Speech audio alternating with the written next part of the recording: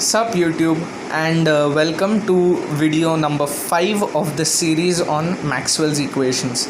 Yes, last time in our 4th video we finally started with the actual Maxwell's equations, and we talked about Maxwell's first equation, which is a mathematical formulation of Gauss's law. Yes, and I strongly advise that today we are going to take a look at Maxwell's second equation, that is Gauss's law of magnetism. So my advice is that before you watch this video, you should ideally have watched the previous one on Gauss's law. It's just called Gauss's law. It's actually Gauss's law for electric fields. So if that law makes sense to you, then the second Maxwell's equation is going to be cakewalk. Yes, it's going to be pretty easy. Okay, now first, I think on watching these videos you would have got an intuitive understanding that electricity and magnetism, in many cases they are very, very similar, their mathematics, and in many cases they are very, very different. Yes, so Gauss's law of magnetism is one such example where you will see that they are just similar but also just a little bit different, right? And to demonstrate this, I'm gonna write both of Gauss's laws side by side. Okay, so Gauss's first law, that is Gauss's law, we talked about it last time, and the mathematical equation of it was del dot D is equal to rho V, isn't it?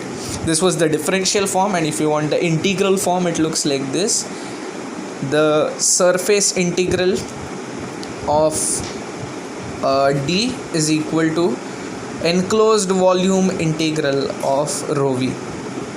Yes, so this integral notation is for the surface integral, this is for the enclosed volume. Yes, this is the integral form of Gauss's law. Now Gauss's law for magnetism, its equations are in the differential form del dot of B is equal to 0. Yes, and in the integral form it's going to be surface integral of B is equal to 0. Yes, this is Gauss's law of magnetism. Okay, so you can see that both of these equations, the left hand side looks very similar, right? They both specify the divergence of the field that they are talking about. So for the upper equation, we know Gauss's law, yes, that we talked about last time. It states that divergence of electric flux density is equal to the enclosed electric charge density in the volume. But the second equation, that is Gauss's law of magnetism, it is basically telling us that divergence of the B field, that is divergence of magnetic flux density, is always equal to 0.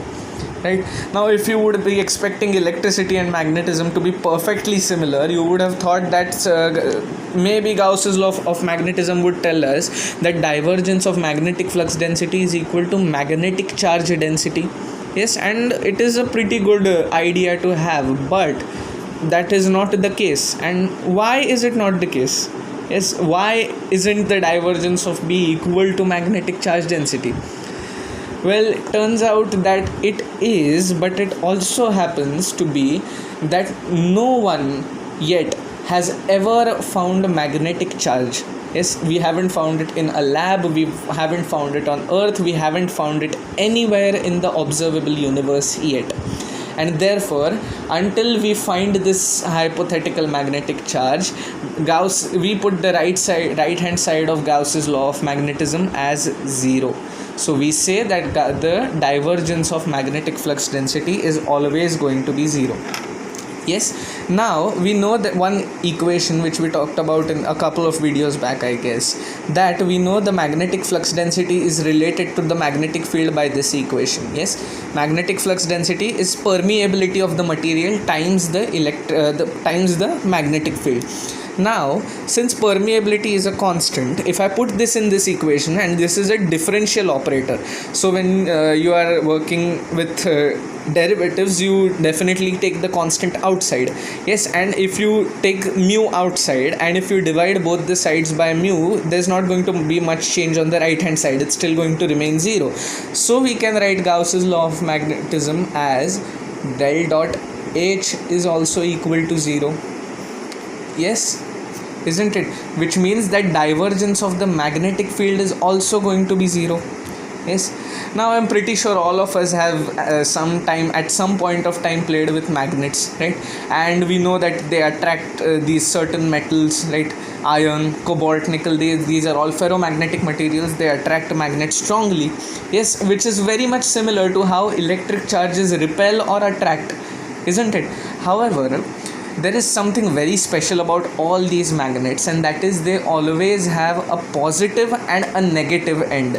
Yes, if you have ever worked with a bar magnet, right, it's going to have a north pole and a south pole, isn't it? So if you smash this into half with a hammer, you are just going to get something like this. Okay, isn't it? They will break apart, but they are still going to break apart into dipoles, right? This means that every single magnetic object is always going to be a magnetic dipole. It's going to have a north and a south pole. No matter how many times you break it, however smaller you make it, it is just going to form more dipoles. So that is what Gauss's law of magnetism tells us, that magnetic monopoles do not exist. Or rather, if we don't want to get ahead of ourselves, we can say that at least we haven't found them as of yet. Yes. So now, because we know that now, according to Gauss's law of magnetism, that divergence of magnetic flux density is always going to be zero. So now we can predict how these fields are going to behave. Yes, and we can say intuitively what kinds of behaviors of these fields are going to be possible and what kinds are going to be impossible. So just like last time, we are going to move on to some cases. Yes, and we are going to predict whether they are going to be possible or impossible. So the very first case that I am taking, case 1. Okay, so these are what my B fields look like. Okay, they are circulating in the form of a square. Okay, these are my B fields. Yes. So take a look at Gauss's law of magnetism. Think a little bit and tell me whether this kind of field is possible or impossible. Now obviously it is definitely possible. Yes, divergence of the B field in this case is zero. The field is not flowing in or out of any volume. It is just circulating. Yes, they are flowing circularly in a circulating fashion. Yes, which means it doesn't have any divergence. Divergence is zero. It obeys Gauss's law of magnetism, which means it is possible. Yes, let's take a look at another case. Case 2. My B field looks like this.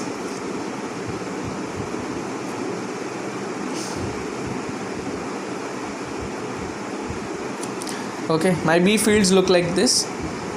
They might be a bit longer and shorter because of my horrible drawing skills, but I mean them all to have the same length. Okay, so I am just going to write here, magnitude of B is same for all. Yes, so if you take a look at this case, you can definitely say that this is impossible. Yes, divergence is positive. They are all moving outwards. They are all diverging. Yes, which is against Gauss's law. This would require magnetically charged particles. Yes, which till now don't exist. So they violate Gauss's law of magnetism, and hence they cannot exist. Let's take a look at a couple more cases.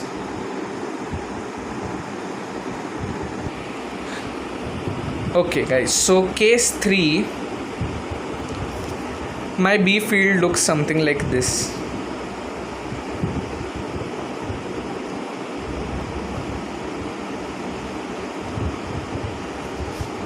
These are my B fields.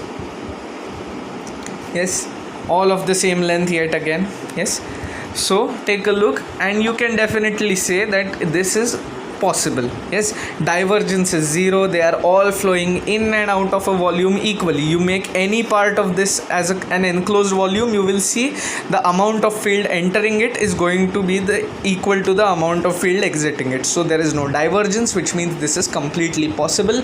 It obeys Gauss's law for magnetism. One last case. So my B field looks something like this.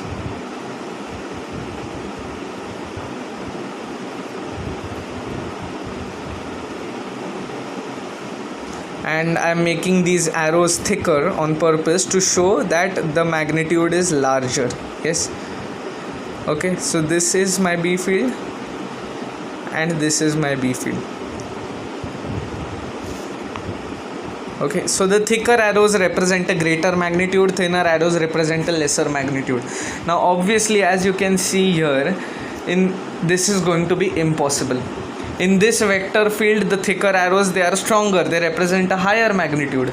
Yes, so this basically shows us that we have a vector field that is not changing in the y-axis. There is just the same amount of field in the y-axis, but in the x-axis it is decreasing leftwards, right? This means that divergence is non-zero because more flux is entering from one side and lesser flux is leaving the other side of the volume, which means divergence is not zero. Yes, and this is impossible. Yes, so to summarize, Gauss's law of magnetism tells us three things. Yes, three key points it tells us.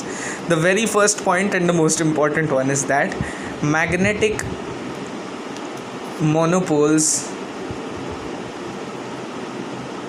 don't exist. Yes, magnetic monopoles don't exist. We haven't found them as of yet. Yes, second point is that this is basically just the statement, the equation which I am representing in the form of a statement, and that is divergence of B field and H field, that is magnetic flux density and the magnetic field, both their divergences are zero through any enclosed volume.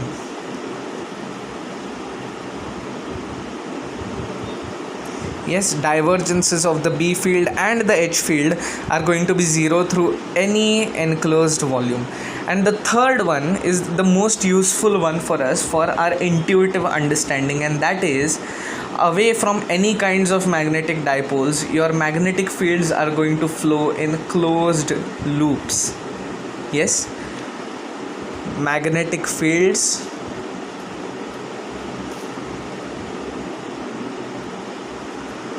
always, yes, and I'm going to underline this because this is the emphasis. Yes, they always flow in closed loops.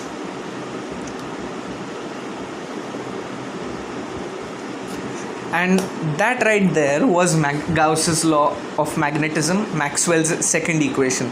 So as I said right at the beginning, if you completely understood Gauss's law in Maxwell's first equation, then this is not at all complicated. You will be able to understand this very easily. Yes, so thanks for watching, and I'll see you all next time with Maxwell's third equation, a very, very important one which I think many of you all will have heard about, and that is Faraday's law. Yes, so we'll talk about that next time, and see you all soon.